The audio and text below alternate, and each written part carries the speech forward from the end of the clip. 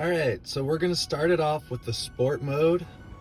We've got us zeroed out here, and we're gonna see what our miles per kilowatt hour are in sport mode with a pretty standard little track that we're gonna repeat in comfort and eco. Okay, so we just did one lap and it's 2.9 miles per kilowatt hour, which is pretty good. That was in the sport mode. So now I'm gonna switch it. We're gonna go to the eco mode, and then we're going to switch out of this and reset this, and then we'll test it again.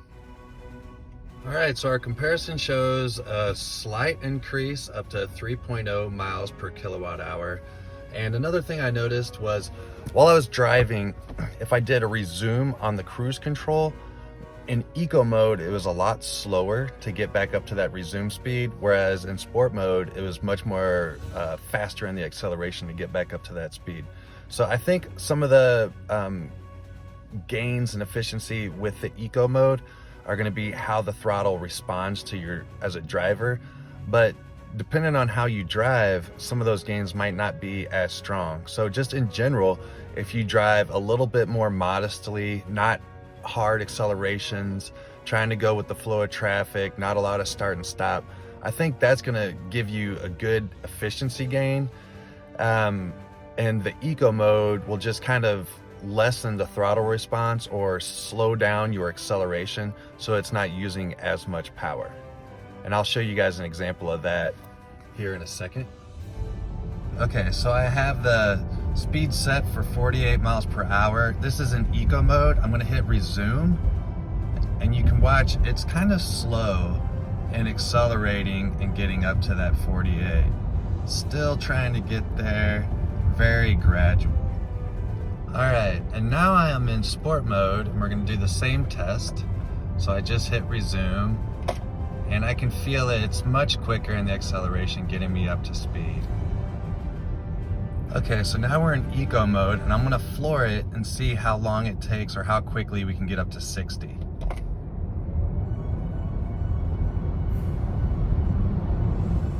Okay, now we are in sport mode. We're gonna let it get down to about 25. And this is also pretty brisk. So overall, what you have with eco mode is just it's a easier or reduced throttle response, whereas in sport mode, it's gonna be a faster response. I was testing that theory a little bit more when I was driving and just kind of, putting the pedal down like this. And in sport mode, the throttle response is instant. In eco mode, it's muted, it's delayed, it's less. But if you floor it, like completely floor it like we did in that last test from 25 to 60, you'll have the same power being set from the battery to the motor. So flooring it gets you the same power. You're not restricting your power in any way. It's just where it arrives in relationship to how you're pushing the pedal down. Also, the responsiveness, like we showed with getting the car from a certain speed to resume a speed on your cruise control. When I hit resume, when I was in sport mode, it much more quickly got me to that desired speed versus the eco mode. It was a slower, more gradual climb to get to that resume speed. So eco mode is just gonna be a more muted, kind of a dampened throttle response, and that's where you're gonna save and prolong your range on your trips. So if that's something that's important to you, eco mode will be really useful. Or if, like me, you're just happy to be getting the gains in an electric vehicle, really happy with the fact that for about $7, I can fill up a 250 mile range on my battery. I'm not too concerned about eco mode. I like the throttle response. I like the way the Volkswagen ID.4 drives. I love the linear acceleration. I just love everything about driving this vehicle. And so I think sport mode would be it for me. Thanks. If you have any questions, the dealership number is 314-731-7777. My name is Brandon Hamberg, and happy motoring.